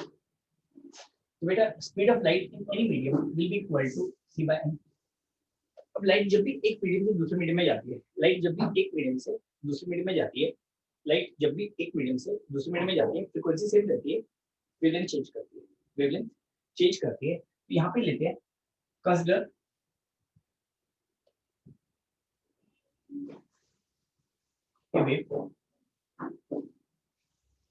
a wave of frequency in electromagnetic wave. Light कौन सी wave होती है? Electromagnetic wave होती है, और frequency f traveling in vacuum, traveling in vacuum. बेटा यहाँ पे c कितना आएगा? c कितना आएगा? f naught lambda naught. c कितना आएगा? f into lambda naught. c कितना आएगा? f into lambda naught. Lambda naught is equal to wavelength in vacuum. Now, if the medium of refractive index n is placed, if the same wave, if the same wave goes through, if the same wave goes through a medium of refractive index n, speed of light, बेटा कितना हो जाएगा? Speed of light कितनी हो जाएगी? Speed of light कितनी हो जाएगी? फ्रीक्वेंसी तो सेम रहेगी, फ्रीक्वेंसी तो सेम रहेगी, वेवलेंथ चेंज हो जाएगी. बेटा फ्रीक्वेंसी तो सेम रहती है, फ्रीक्वेंसी तो एक मीडियम से दूसरे मीडियम में सेम रहती है, क्योंकि लाइट की स्पीड कम होगी, वेवलेंथ भी कम हो जाएगा. तो यहाँ पे the wavelength in medium of refractive index n. तो जब वैक्यूम था, लाइट की स्पीड थी c, फ्रीक्वेंसी थी f, वेवलेंथ थी लैम्डा. अब इसी वेव को मीडियम में डाल दिया है, तो लाइट की स्पीड कितनी हो जाएगी? c by n. f तो वही रहेगा, तो वेवलेंथ कितनी आनी चाहिए? Lambda by n. The wavelength in medium of refractive index n, lambda will be equal to lambda naught by n. तो कोई भी वेव जा रही है, कोई भी वेव जा रही है, तो कोई भी वेव जा रही है वैक्यूम में, उसकी वेवलेंथ लैम्डा नॉट है, उसकी वेवलेंथ लैम्डा नॉट है. तो मेरी बात को ध्यान से सुनना, यहाँ पे हम कुछ चीजें डिफाइन करेंगे. उसकी वेवलेंथ लैम्डा नॉट है, तो वहां पे मीडियम डाल दिया गया, तो वेवलेंथ कितनी हो जाएगी? तो वेवलेंथ कितनी हो जाएगी? Lambda naught by n, lambda naught by n.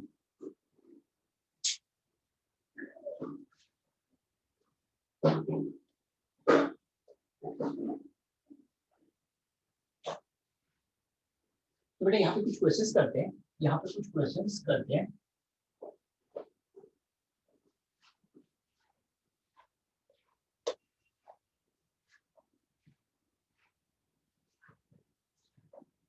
A wave of frequency f naught has wavelength lambda naught in vacuum. तो पूरे चैप्टर पे मैं जब भी लैम्डा लिखूंगा, ध्यान रखना वैक्यूम में लिखूंगा, चाहे कोई भी medium. Lambda not in vacuum. If the same wave is made to pass a medium of refractive index n, find phase difference between A and B as shown. Phase difference किसका होगा? Wave का होगा. Phase difference किसका होगा? Wave का होगा. बेटा सारे चैप्टर में बस एक ही क्वेश्चन है, फेज कितना कम होगा, फेज कितना बढ़ेगा, जो कि हमने वेव्स में देख रखा है, जो कि हमने वेव्स में देख रखा है. ये वेव ऐसे करके चल रही है, ये वेव ऐसे करके चल रही है. n not, n is refractive index of, तो मीडियम का रिफ्रैक्टिव इंडेक्स n है. ये कोई भी पॉइंट A है और ये कोई भी पॉइंट B है. ये x है, x को लिख रहा हूं geometrical separation, geometrical separation. x को लिख रहा हूं ज्योमेट्रिकल सेपरेशन. तो phase at A minus phase at B, ये कितना आएगा, के इंटू एक्स। तो बेटा इस मीडियम में लैम्डा कितना होगा, इस मीडियम में लैम्डा कितना होगा, तो this will be equal to 2 pi by lambda into x, where lambda is the wavelength in medium, where lambda is wavelength in medium, where lambda is wavelength in medium। But हम जब भी phase difference का relation लिखेंगे वो लिखेंगे as function of lambda in vacuum. तो यहाँ पे ये लैम्डा कितना आएगा, lambda naught by n, lambda कितना आएगा, तो यहाँ पे लिखेंगे lambda naught is wavelength in vacuum, lambda naught क्या लिखेंगे, लैम्डा नॉट बाय n। तो यहाँ पे इसका मतलब delta phi will be equal to phase A minus phase B will be equal to 2 pi by lambda naught into nx। तो बेटा यहाँ पे इसको लिखेंगे this delta phi will be equal to k naught into nx, where k naught is 2 pi by lambda naught into nx। तो k wave vector है medium का, k not wave vector है वैक्यूम का, तो इसको लिखेंगे k नॉट into nx। तो इस nx को लिखते हैं ऑप्टिकल पाथ, इस nx को लिखते हैं this nx। तो बेटा यहाँ पे तो this nx is called optical path length, this nx is called optical path length। तो इसको लिखेंगे बेटा k naught is equal to 2 pi by lambda naught and nx is called optical path length, देखते हैं ऐसा क्यों कर रहे हैं, हम देखते हैं ऐसा क्यों कर रहे हैं।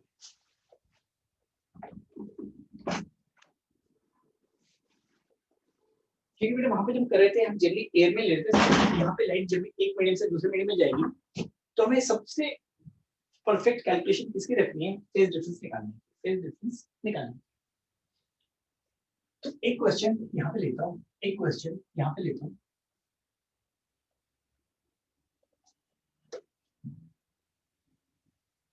a wave of an EM wave of wavelength lambda naught in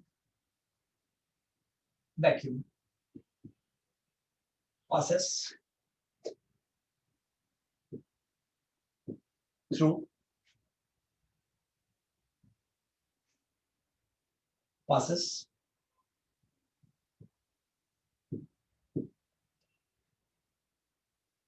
through two mediums as shown.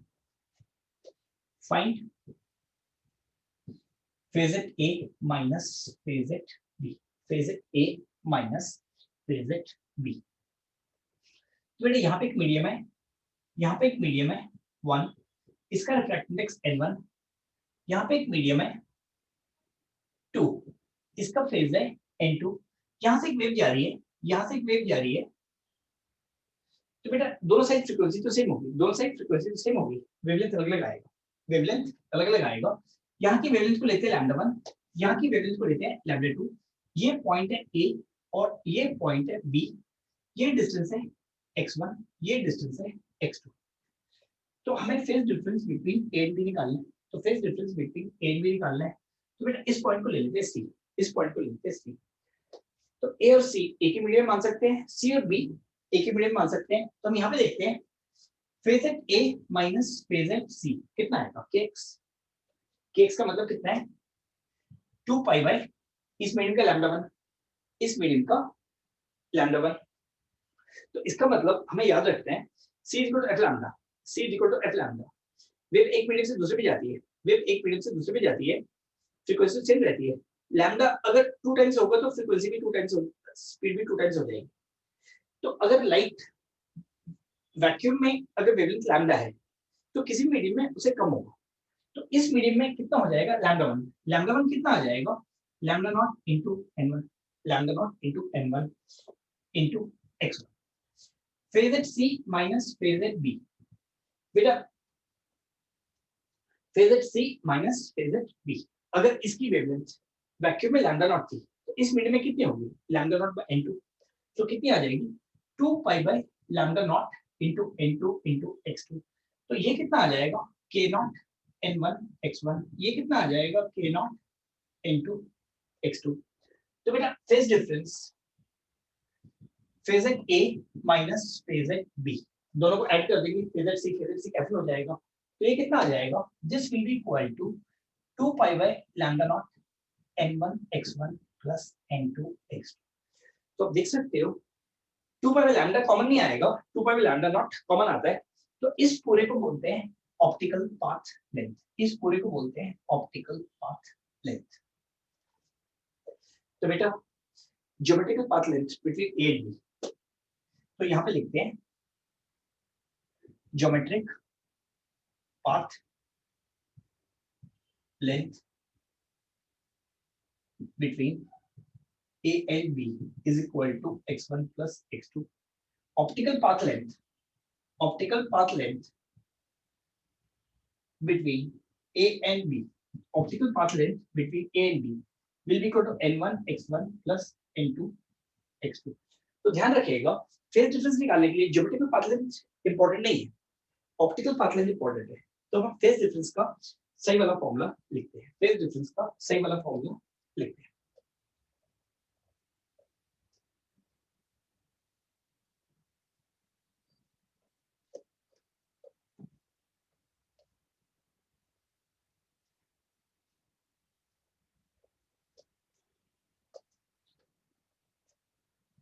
बेटा यहाँ पे एक्सप्रेशन लिखते हैं phase difference between any two points on an electromagnetic wave phase difference between any two points in space due to EM wave of wavelength lambda naught in vacuum.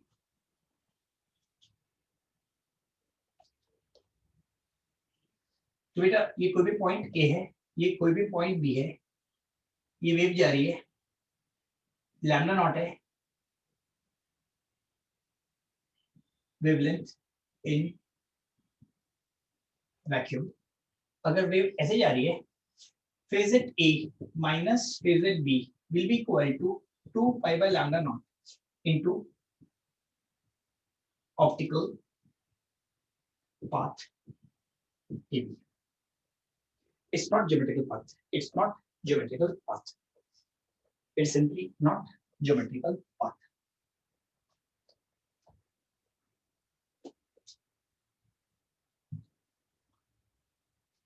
तो बेटा इस question को सब लोग यहीं पे ट्राई कीजिएगा There are 3 slabs of refractive index n1 n2 and n3 as shown. Lambda naught is equal to wavelength in vacuum. Find phase at A minus phase at B. बेटे एक स्लैब है ये दूसरा स्लैब है ये तीसरा slab है इसका रिफ्रैक्टिव इंडेक्स n1 इसका रिफ्रैक्टिव इंडेक्स n2 इसका रिफ्रैक्टिव इंडेक्स n3 ये थिकनेस d1 ये थिकनेस d2 ये थिकनेस d3 यहां से एक इलेक्ट्रोमैग्नेटिक वेव जा रही है यहां से एक इलेक्ट्रोमैग्नेटिक वेव जा रही है ऐसे करके ये पॉइंट A है और ये पॉइंट B है ये पॉइंट A है और ये पॉइंट B है तो बेटा फेज डिफरेंस कितना आएगा k not into this total optical path. ये optical path क्या आएगा? ये optical path plus ये optical path plus ये optical path. ये optical path कितना आएगा? N1 D1. ये optical path कितना आएगा? N2 D2. वो optical path कितना आएगा? N3 D3. तो यहाँ पे phase at A minus phase at B. तो optical path length जो हमने derive किया है, तो हमें पता चल गया उसकी utility क्या है. Phase difference सही से निकालने के लिए. Phase difference सही से निकालने के लिए ये कितना आ जाएगा? 2 pi by lambda naught N1 D1 plus N2 D2 plus N3 D3. तो बेटा बुक्स में इसके फॉर्मूले लिखवाए जाते हैं नहीं, ये सिर्फ वही है kx में 2 पाई लैम्डा x, तो 2 पाई लैम्डा नॉट कॉमन निकलता है, बाकी जो ऐड होता है वो डिस्टेंस के साथ रिफ्रैक्टिव इंडेक्स मल्टीप्लाई हो जाता है.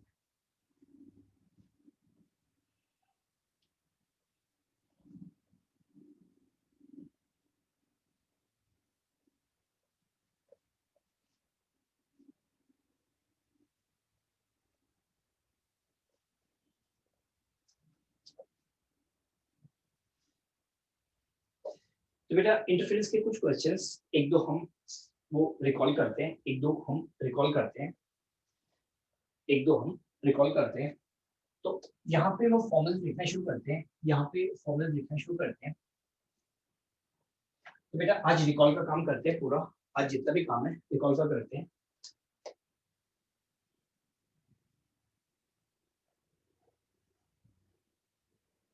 इंटरफेरेंस ऑफ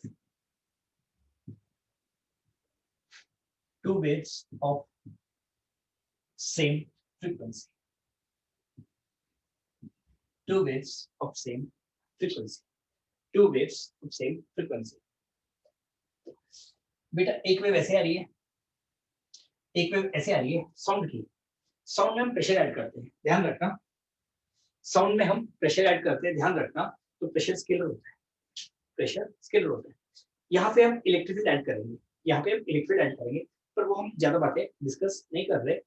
बेटा यहाँ से एक वेव आ रही है, इसकी फ्रीक्वेंसी है f, इसकी भी फ्रीक्वेंसी है f, इसका एम्पलीट्यूड है a1, इसका एम्पलीट्यूड है a2, दोनों की फ्रीक्वेंसी सेम है. तो दोनों कहाँ पे इंटरफेयर करेंगे? इस पॉइंट O पे. तो यहाँ पे हम लिखते हैं रिजल्टेंट एम्पलीट्यूड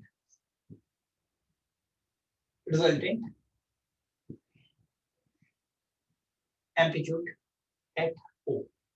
बेटा ए रिजल्टेंट कितना आएगा? a1 square plus resultant amplitude कितना आएगा? a1 square plus a2 square. तो रिजल्टेंट एम्पलीट्यूड कितना आएगा? रिजल्टेंट एम्पलीट्यूड आएगा a1 square plus a2 square plus 2a1 a2 cos of delta phi. Delta phi is equal to phase difference of interfering waves at O. Phase difference of interfering waves at O. तो बेटा कुछ sound के question repeat कर लेते हैं, क्योंकि ये बिल्कुल वही है, हमने साउंड में पूरी डिटेल्स में कर लिया था, ताकि यहाँ पे हमें ज्यादा दिक्कत ना आए. बस एक वाईडीसी पे ध्यान देना है. तो साउंड वाले क्वेश्चंस एक बार हम रिकॉल कर लेते हैं. साउंड के साथ बस ये एक फॉर्मूला है, इसकी जरूरत है. साउंड के साथ बस ये वाला फॉर्मूला है, इसकी जरूरत है.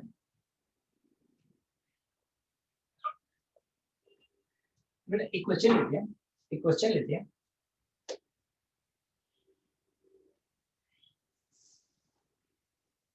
There are two sources, S1 and S2. S1 leads S2 by 5/4.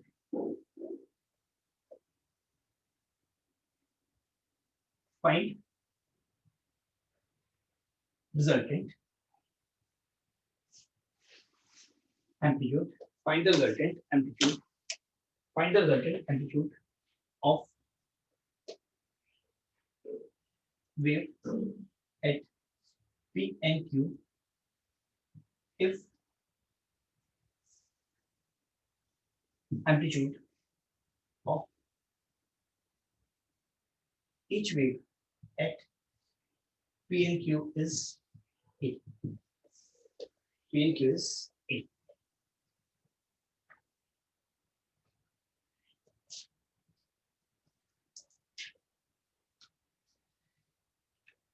बेटा अब मेरी बात को ध्यान से सुनना। यहाँ पे तो मैं चैप्टर स्टार्ट कर रहा हूँ और मैंने बोला था कि हमें सारे चैप्टर्स देखने हैं, हमें सारे चैप्टर्स देखने हैं। इंटरफेरेंस में हम दो वेव्स के इंटरफेरेंस पढ़ेंगे। डायफ्रैक्शन में लिखा कुछ और होता है, वहां पे हम इंटरफेरेंस ऑफ इनफाइनाइट वेव्स देखते हैं, वो भी इंटरफेरेंस है। तो वो इंटरफेरेंस का एक स्पेशल केस है। तो जहाँ पे इंटरफेरेंस खत्म करूंगा एक स्पेशल केस लूंगा, तो डायफ्रैक्शन के क्वेश्चंस वहां पे खत्म हो जाएंगे। डायफ्रैक्शन के बाद एक प्रॉब्लम बची हुई है ऑप्टिकल इंस्ट्रूमेंट, वो बिना डायफ्रैक्शन के हो नहीं सकता।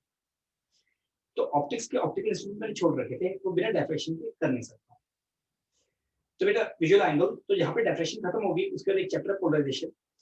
पोलराइजेशन मैंने आपको एक्सप्लेन किया हुआ है वहां पे, ट्रांसवर्स वेव की जनरल डेफिनेशन। तो पोलराइजेशन का आइडिया मैंने पहले से ही डाल के रखा है, उसमें दो फॉर्मूलेज है, 40 मिनट में खत्म हो जाता है, क्योंकि उसमें जो भी समझने वाली चीजें हैं मैं स्ट्रिंग बेस में कर चुका हूँ, तो उसको एक बार रिकॉल कर दूंगा, हो जाएगा। तो ज्यादा कुछ नहीं है यहाँ पे बचा हुआ। बेटा ये है सोर्स S1, ये है सोर्स S2, ये है सोर्स S1, ये है सोर्स S2, ये है सोर्स S1, ये सोर्स S2। इसके बीच में डिस्टेंस है लैम्डा बाय 4। इसके बीच में डिस्टेंस है lambda by 4। Lambda over 2 pi, lambda by 2 होगा पाई, लैम्डा बाय 4 होगा पाई 2। तो बेटा ऐसे डालता हूँ लैम्डा बाय 8, इसे डाल देता हूँ लैम्डा बाय 8। बेटा ये पॉइंट है P और ये पॉइंट है Q। दोनों वेव्स का यहाँ पे एम्पलीट्यूड, दोनों वेव्स का यहाँ पे एम्पलीट्यूड एक ईच है। यहाँ पे लिखा है S1 leads S2 by pi by 2. Find the resultant amplitude of wave at P and Q if amplitude of each at P and Q is 8. तो बेटा इसको 2 मिनट ट्राई कीजिएगा।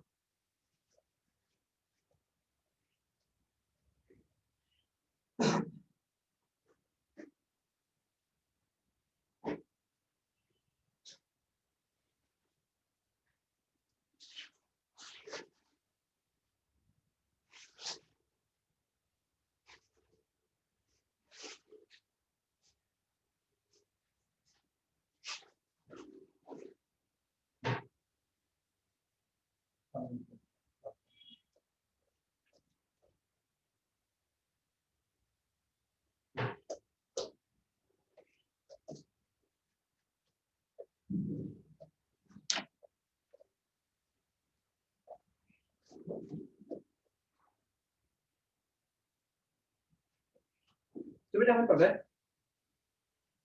अगर दोनों वेव की फ्रीक्वेंसी सेम है तो फेज डिफरेंस टाइम के डिपेंड रहता है।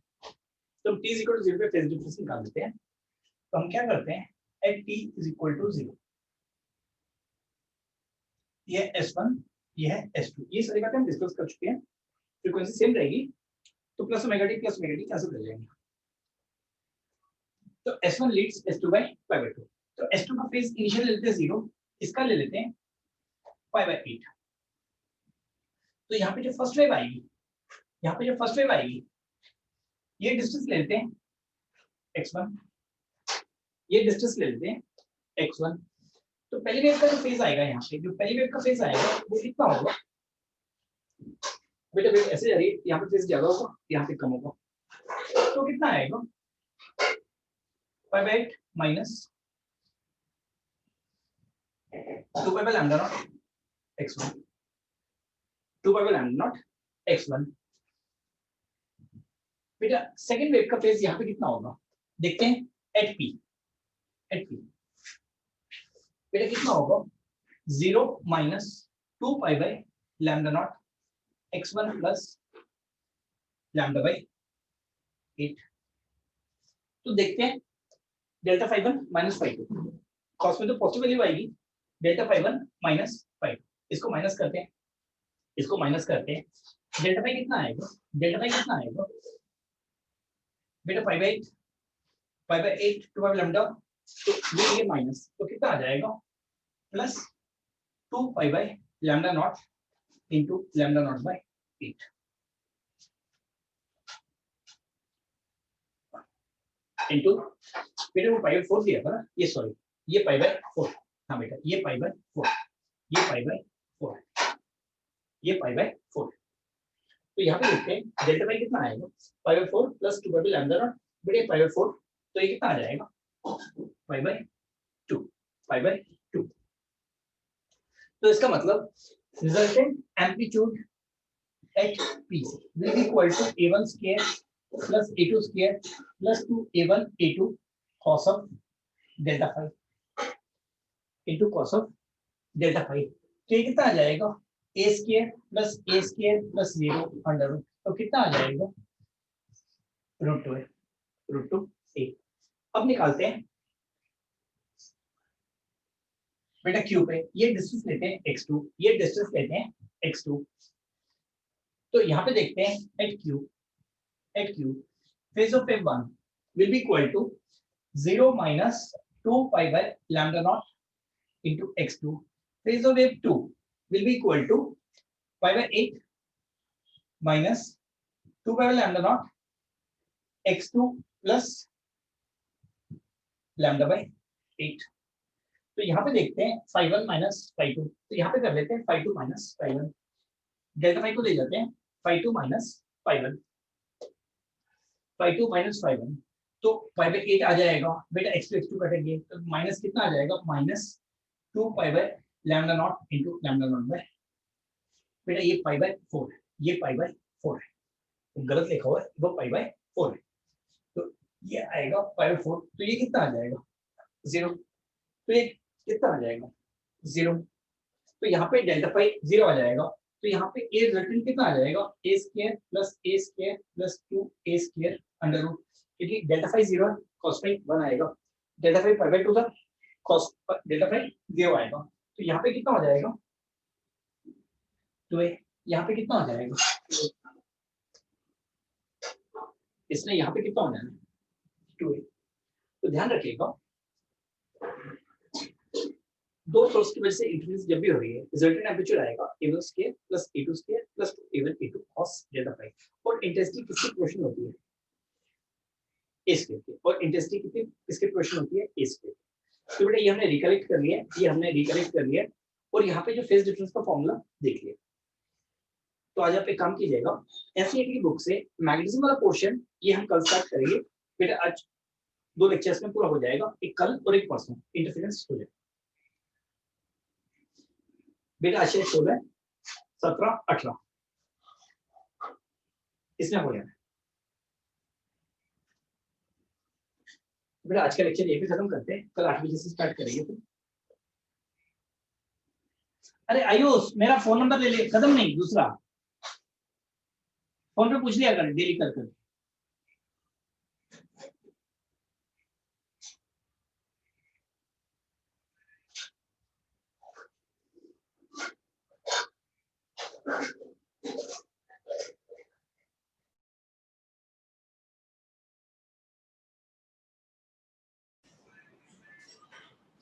बेटा आज यहीं पे खत्म कर रहे हैं।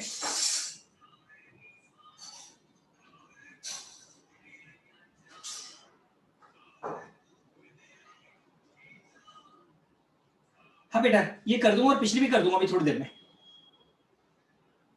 बेटा, उसमें 2 घंटे लगेंगे, शाम तक हो जाएगा, पिछले लेक्चर की और आज की, ये दोनों रिकॉर्ड कर रहा हूँ, अपलोड कर रहा हूँ बेटा उस पे, ये अपने यूट्यूब पे, ऑफिस में कल आके कर दूंगा